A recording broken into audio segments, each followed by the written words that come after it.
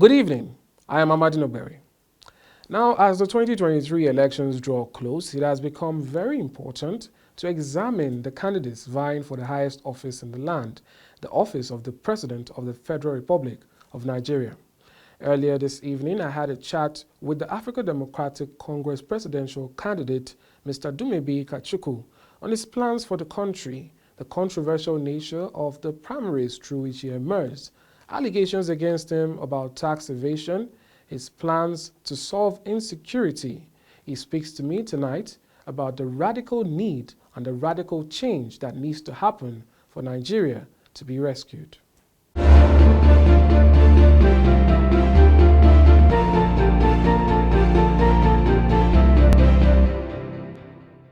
right, Mr. Dumebi Kachikwu, it's good to have you on Talk Talk. Thank you for having me. All right, I want to know your plans for the country, but before we get into it, we have to clear some of the controversies going on. Let's start with the primaries in which you emerged victorious. We saw allegations from one of your contestants or your co-aspirant in particular that the process was skewed in your favor.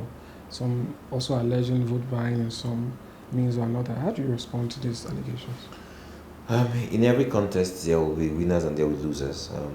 Losers respond differently. Some respond with sportsmanlike conduct, and some people are not sportsmen, so they will say all sorts. But I will tell you this: the primaries were free and fair. There was no vote buying on my part. The people voted their conscience. They voted for who they believed would best represent the party in the next year's presidential elections. So what about the counter allegations you've made? Do you still stand on them that it was actually foul play on the other side and yet you emerged? I mean, there's abundance of evidence. We have all the payment documents that we used to try to induce voters. For us, we as a campaign, we've moved beyond that. We are focused on preparing for next year's election, and so we choose not to stay and make an election that has been won and lost an issue. 2023 is our focus right now. All right. And now, some of the comments you made, one in particular where you said you actually went to the primaries not expecting victory. Why do you think, despite the foul play on the other side, you emerged victorious? I think ultimately good triumphs over evil. I think in every human being there's decency, there's good in them. The people were mostly poor people. They had money, but they decided to vote their conscience. They saw an inspirational leader who they wanted to back, and they went in that direction. So good always triumphs over evil. That's what we saw with that election. All right. Now, still on issues of controversy, there's a report that has been making the rounds that the U.S. confiscated your assets over $2.1 million tax evasion. What's your official response to this? So I had a press conference earlier on where I cleared the air concerning that. The online blog who carried that story, again, it was sponsored by one of the aggrieved aspirants. There's no iota of truth in what they said. Beyond saying my property was confiscated, and they said I was indicted and bribe given to a former congressman. So essentially what happened is this. I had an extra tax assessment in the US several years ago for about $9 million in addition to taxes I had paid.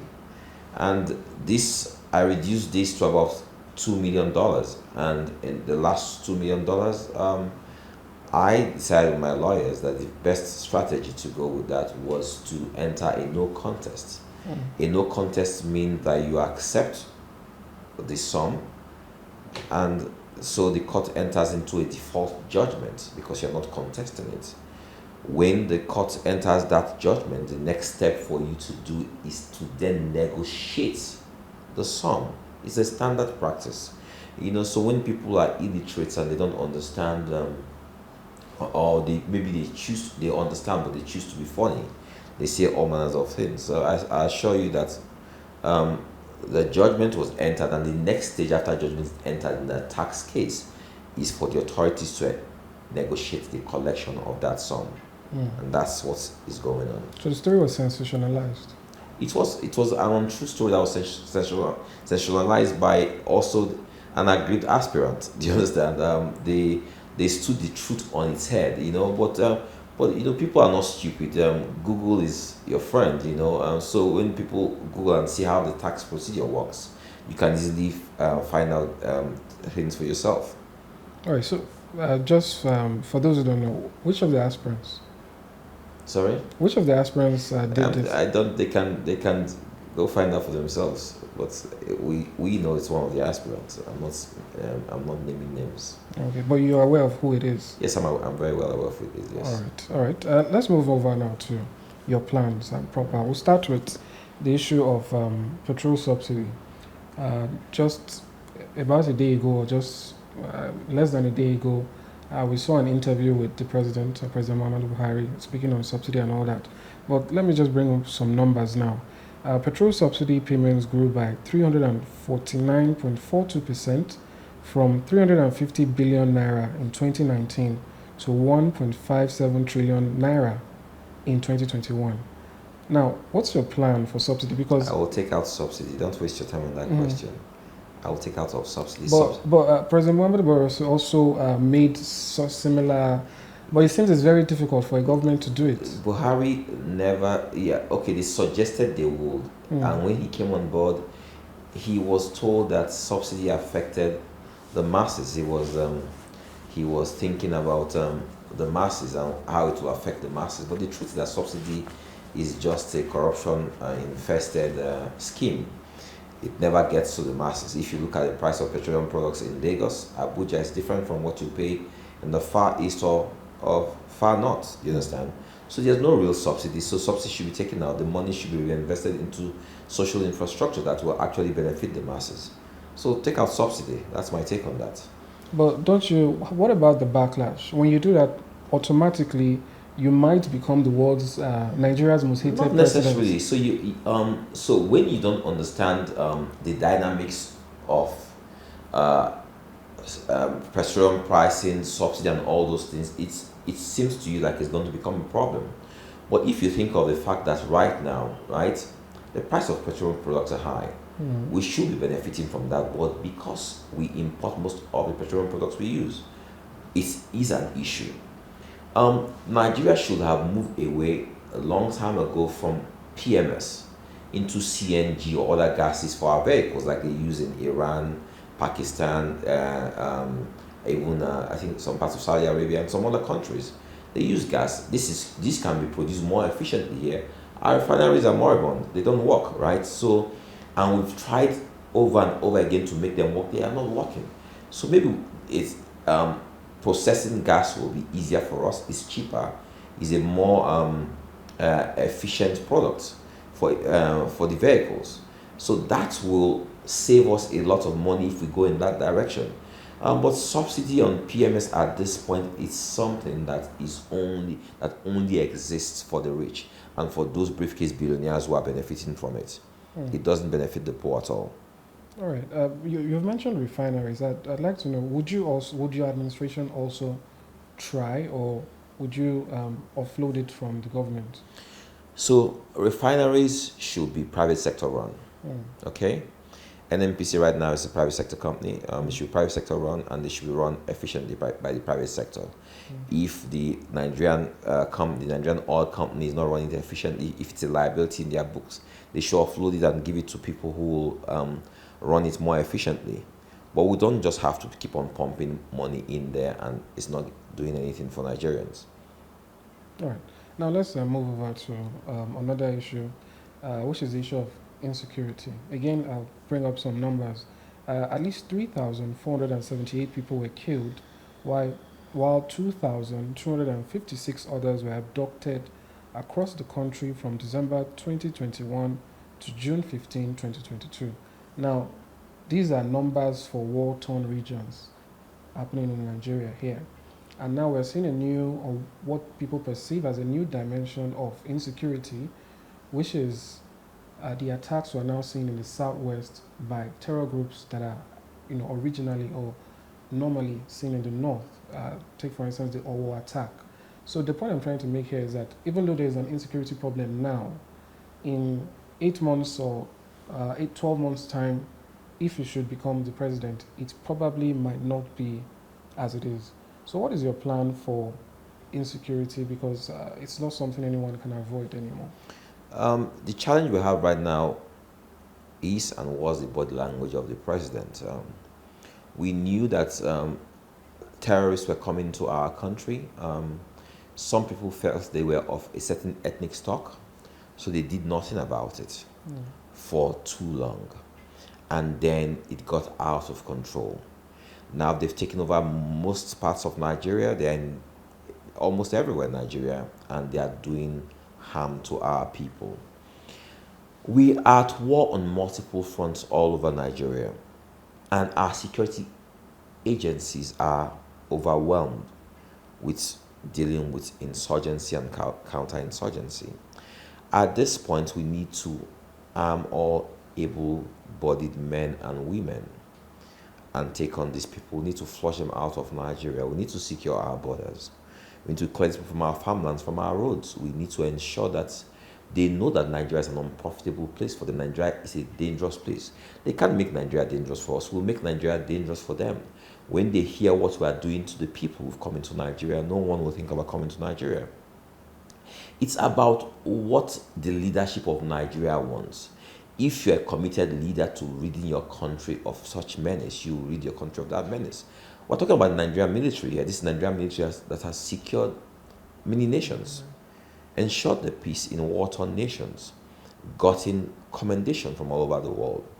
And now Nigeria is at war, and the same military is not able to secure our land. There's something funny here. They've turned the war into a business. And we have people who really don't care if Nigeria goes under. As president of Nigeria, I assure you, they will know that it's not business as usual.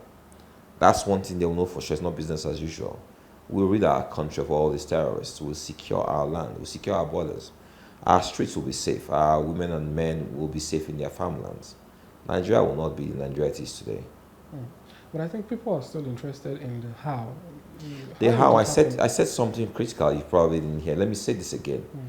I will arm all able-bodied men and women. I will raise up an army 1 million man strong. We will be in every part of Nigeria. We will overwhelm them. Our sheer numbers will drive them out. We will use modern technology and we'll activate all our intelligence networks. We'll find them wherever they are and we'll take them on and we'll take them out. It will not be business as usual. It will not be a situation where we know that there are terrorists somewhere and we leave them there because we are afraid to go take them on, or we say that if you take them on, the president might react in a certain way or something will happen. No. Under my watch, that won't happen. We'll take them on and we'll take them out. That is fair. Now let's move over to education. The World Bank has said that Nigeria has the highest number of out-of-school children, with 11 million pupils recorded in 2020. This is a drastic rise from I think 5 million in 2003. What is your plan to remedy the situation? Also taking into account that on the tertiary level, we have persistent strikes by the union. So how would you tackle the education sector with all of these challenges on ground? You have to understand that some of the increase in out-of-school children, some can be attributed to the war going on in the northwest and the northeast of Nigeria, even in the southeast, right? So the insecurity has led to a lot of school closures. A lot of pupils are in IDP camps, or they are all moving out of their abodes and going to different places, and they are out of school as a result of this. Once we secure the peace, once we maintain the peace, life will come back to normal. A lot of these people will go back to school. As for the perennial strikes we have in tertiary education in Nigeria, it's a case of two parties who have no real interest in the education of those kids. There are kids school overseas. You will imagine that if their kids were here when those schools, they won't have this lackadaisical attitude towards the education of these kids, right? So because they have no real interest in those kids, the kids of the poor, the kids of the common man, they will have this attitude. My first act, my first interaction with the National Assembly, if I'm sworn in as President of Nigeria, will be to send a bill I call the Nigerian Patriot Act. It's a bill that says that we are all equal in the problems of Nigeria. We'll all share equal in it. We share equal in our successes and we share equal in our failures. The bill says that if you're in public service, if you are the director of a company that derives its license from the government, such as banking, telecoms, oil and gas, mining, what have you, the bill says that you and your children can only use public hospitals. Your family members, your kids can only attend public schools. If you travel within Nigeria, you will go by road unless it's an emergency. You will not have a generator in your house. You will not have a borehole in your house. You will not have access to security personnel. You will be like every Nigerian. If we're all the same, we will all work together to ensure that our problems no longer exist. Imagine a situation where a Dangote, for example, is forced to use the general hospital in his area. Don't you think that Dangote will invest in hospitals in Nigeria? Imagine Jimovia, any of these our billionaires. Imagine if they had to use our hospitals or their kids had to go to our local schools, our public schools. You don't think they'll be forced to invest in schools or make sure that people in government make schools better? I tell you what, a lot of people don't understand. A lot of schools all over the world in countries that work, they are funded by private endowments, by rich people. It's not just government. Funding of schools is not just for the government alone. And if people in government, if their kids, imagine if the kids of the president, the president's kids were forced to go to public schools, do you think those schools wouldn't be good? If the kids of governors were forced to go to public schools, do you think those schools wouldn't be good? So would you follow suit? Of course I will follow. So I can't pass a law that I won't be tied to. Absolutely not. This is the only way we can make Nigeria work. We need to have a radical approach to our problems. Don't you think some persons would consider it draconian? So tell you what, in a country like ours where everything has failed, don't you think that only draconian measures will get things to work again? We've tried everything else. What else do you think will work? It's just got to be draconian. You have to take a radical approach to our problems. Otherwise, you have a situation in trying to avoid a draconian approach. You wake up one day, you as a young man, you're driving a car that might not even be so nice, but the day we have that revolution in Nigeria, they will bring you out of your car and they will eat you. Which would you prefer? To have a draconian approach to solving our problems, or wait till we have a revolution that consumes anybody who seems to be affluent? Which would you prefer? Right. That's an interesting question. I think a lot of people will take that up and ponder on it. But now, we've been talking about your plans, but there's something that a lot of people feel will hinder any president who takes over next year. And let me bring out the numbers again. And I'm talking about Nigeria's debt stock. Nigeria's total debt stock rose to 41.6 trillion in the first quarter of 2022. That's a 2.05 trillion increase compared to 39.56 trillion naira last year.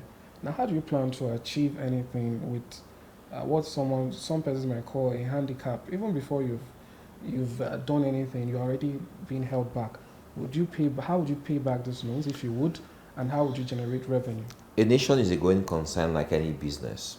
All nations are owing money. It just depends on how you manage your debt portfolio. If your nation is working, you will pay your debts, right? But when your nation is not working, your debts become a problem. America owes, the British government owes. Every nation in the world is owing money. But it just depends on what you do with the money you borrow. In Nigeria, we borrow for the wrong things. We borrow to fund roads and bridges that lead to nowhere, whilst we avoid funding infrastructure that will help our citizenry, right? But with our debt stock, it's not so much of a problem if Nigeria starts working again.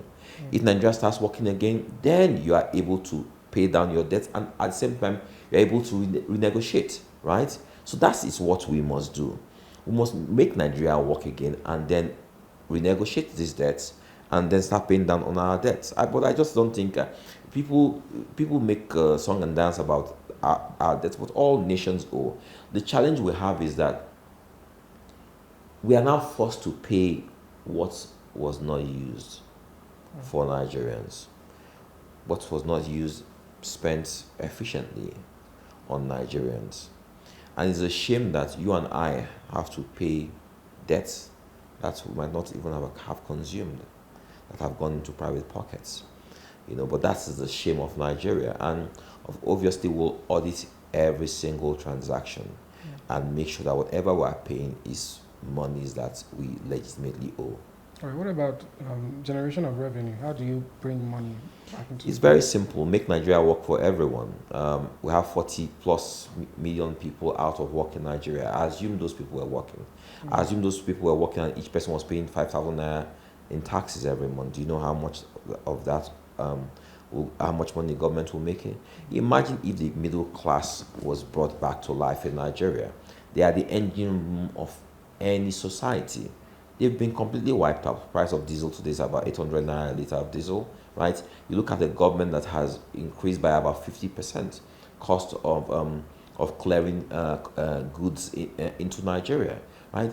If we come up with wrong-headed policies, we destroy the economy, but we must come up with right policies to bring the economy back to life, and that is getting the middle class working again, getting the unemployed into the employment, making them employed so they can start contributing their quota to the society. We must bring back our industries in Nigeria that are moribund industries are failed. We must get the power sector working to assist these industries. We must start looking at the social sector, areas where the youths thrive in Nigeria today, and they don't have the infrastructure to help them. I was saying to someone earlier on today, you can be an architect and not have a job, but you're able to sell your services to people all over the world because you have good broadband infrastructure that's affordable. Broadband should be a fundamental right now, not a privilege like we have it in Nigeria. So if you have the right policies in place, the economy can work and everyone will be happy. My government will thrive on ensuring that everyone who is willing and able to work will have a job. That's what my government will thrive on. My government will also ensure that we lift all poor, weak, elderly. We support them. We won't leave them to their own. We won't leave them feel like, they're in a society where no one cares about them. We'll ensure that everyone feels that they have a seat on the table. That's fair. And now let's talk about societal, let's call it cultural issues. Now, following the death of Deborah Samuel in Sokoto and then the incident at Dede Market, Dede region in Abuja here, their religious tensions are growing, and it has been for a while, and I think in recent history, it has increased. What's your plan to, bring that unity back in terms of both culture and religion, especially going by presidential candidates now? People are saying no Christian ticket, no Muslim ticket. We want someone from the south, we want someone from the north. These sentiments, as a president, the number one person, how do you start to make people feel like, this Nigeria is my own, even if I do not share the same religion or the same tribe as someone else? It's a good question, and it also has a very simple answer. We've run a visionless country for too long. At independence, we didn't have a vision. We didn't have a common charter for our people that defines all of us under the green, white, green of our flag. And as president of Nigeria, I will define a vision. I will chart a course that binds all Nigerians, that we all know that this is what cements us. This is our commonality. And once every Nigerian believes that this is a vision for Nigeria that covers all their aspirations, their dreams, their ambitions, they will rally around that vision. Once you have a nation, You cannot stoke ethnic divisions anymore. You cannot stoke tribal sentiments or religious sentiments. But when you don't have a nation, that's what's going to happen. So we must have a vision that everyone runs with. Everyone believes that this is who they are. We see ourselves first and foremost as Yoruba, Igbo, Hausa, TV, Doma, Ijo, before we see ourselves as Nigerians. And that must change. We must see ourselves as Nigerians. As Nigerians, first and foremost. If you have that, you never have a situation where some of the things you mentioned happen. And also, you have to understand that we have major issues because of the level of unemployment, the level of suffering, the level of desensitization we have in the land. And people act out of frustration. And for too long, people who have killed and maimed have not been brought to book. And so they continue doing all of this. But when you have a nation where the law works, or we throw the book at you. If you kill, you know what happens when you kill. If you commit a crime, you know what's going to happen. And we follow seriously with that law. We ensure that the law is enforced, that the law is no respect of persons, that the law is equal to all men. Things will change. If you kill and you know you go to the gallows when you kill, I doubt that you see people killing anymore. But they know that when they kill, nothing is going to happen to them. They seem to be protected by legal institutions. So that they kill at will. But when you have a situation where the law works for everyone, the law does not respect anybody, you'll see that things will change. We are a banana republic of some sort now, but when you have a country that is working, a lot of these things will change. All right, that's fair. Now, just for those who don't know, perhaps, because a lot of people got to know you after the primaries.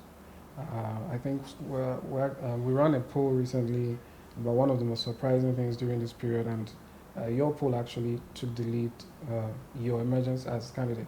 So people might want to know a little bit more about you. What has prepared you for this role? It's very simple. As a student, I was an activist. I was one of the activists during the Abacha era, declared wanted dead or alive. All my life, I've always fought for the common man. You have to understand that there are two types of activists. There are those who fight, and there's no noise in their fight, and there are those who fight because they want to be known and heard. I'm one of those people who fights in the background, fighting every day for the common man. As a businessman who operates multiple businesses in multiple jurisdictions and does so successfully, I deal with hot button issues. I am what you call a sector expert in most of the sectors that are critical to revamping and reviving Nigeria. I have tried all my life to support government, to help government to speak to their consciousness and their conscience to say, you know what, this is what you must do in this sector, in that sector. But I now understand that sometimes you just have to be in the driver's seat to get what you want done. So if the way I was operating my company, I am operating my company and doing it successfully, if I were to be in driver's seat in government and all the ideas, all the solutions I had proffered to government and they didn't follow suit with, I think Nigeria will be a whole lot better. We do know that now that we have a trust deficit with the populace, and one of the things you'll find out is that there's a general apathy to government and governance, and this is because successive governments, successive leaders have failed Nigeria. Nigerians need to go in a totally different direction, 360 degree direction, to find new leadership that is not part of government or governance, that has never been there before. I say this to a lot of people. What do you need? What skill sets do you need to possess to be the president of Nigeria? A housewife who has 30,000 naira to manage every month and she feeds a family of 7 people will be a better manager of Nigeria than the president of Nigeria. A housewife who has those issues to contend with every month. To be president of Nigeria, you need to be someone who has a vision, who is going to champion that vision and who will get the right people to run with that vision, to implement it, and to make sure that all Nigerians have shared prosperity. That's the job of the president of Nigeria. All right. Now, let's talk about, let's bring it down a little bit more to politics or party affairs. Um, the ADC actually scored 97,874 in the 2019 elections. What's your plan for the major parties, especially after the recent Ekiti elections and there were widespread allegations of vote buying? And we know that, a lot of these conversations recently have been dominated or have been about structure, quote unquote, and the massive structures that these parties hold, which even, in a manner of speaking, facilitates vote buying if it happens. It's so big. So how do you hope to fight that in 2023? Fortunately, we have 8 months to the elections, about 8 months or so. So we have enough time to do what we call advocacy. I was in Ekiti. I saw the state of the place. I saw the suffering of the people, and at the same time, I understood why the people took money. They are poor people. You don't expect someone who's not eating for 2 days to see 10,000 naira and say no. But we need to teach the people different. We need to say, they give you money, take it. Vote your conscience. Your conscience. That's what we must do. We must let them know, don't be afraid to take the money. Take the money, it's your money. It's your money. But vote in the right direction. Vote out these people. They need to understand that that's got to be a serious campaign we need to run in Nigeria. You mentioned structures. Let me let you understand what a structure is. A structure, on one hand, is the aspirations of people in a party. That's what makes a structure. So, if you have a House of Assembly member, his aspiration creates a structure. The House of Reps guy will build a structure on top of the House of Assembly guy. And then the senator will do the same thing. The governor will lay over that, and then the president will come and layer over all these people. That's what you call a party's structure. But where parties like mine don't have people running the down ballot positions or all the positions there, and they don't have people to protect their votes, those polling units, you then depend on the other structure, which is the main structure, which is the people, the electorate. They are the real structure. When you have the electorate behind you, they are volunteers in your rescue mission. They are there to stand guard over their votes. They volunteer to be your polling agents. They don't necessarily have to be your party member because they want and they believe in your cause. They join and they form a structure for you.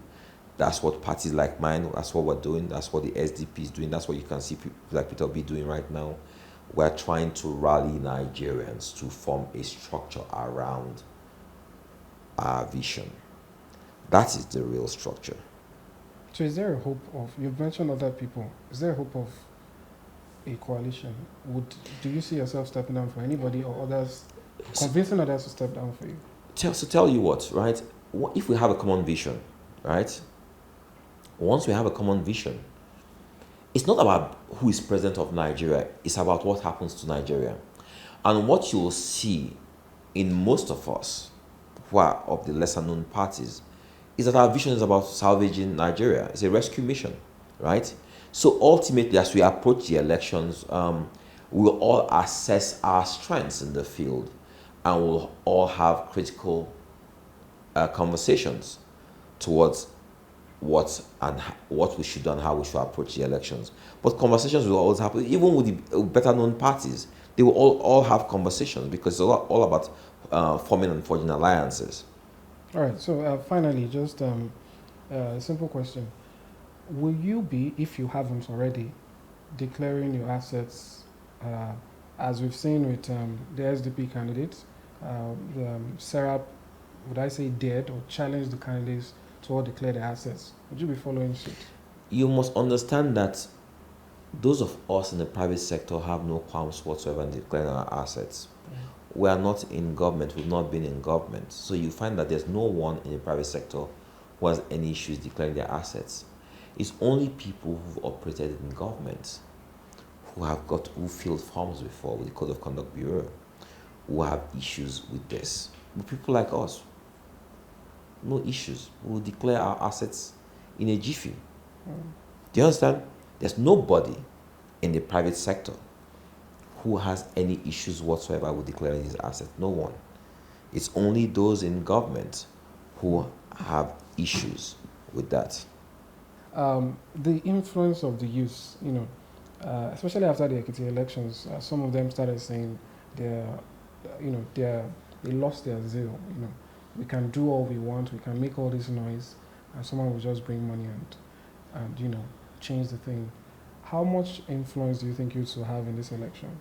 They said they lost their zeal. Some after they collected money, they lost their zeal. Was it after they spent the money or when they had the money in their hands? No, these are youths who were watching. Who were watching Ekiti, and they thought the youths of Ekiti would, Tell you what, until you're in a man's shoes, you never know how you will act.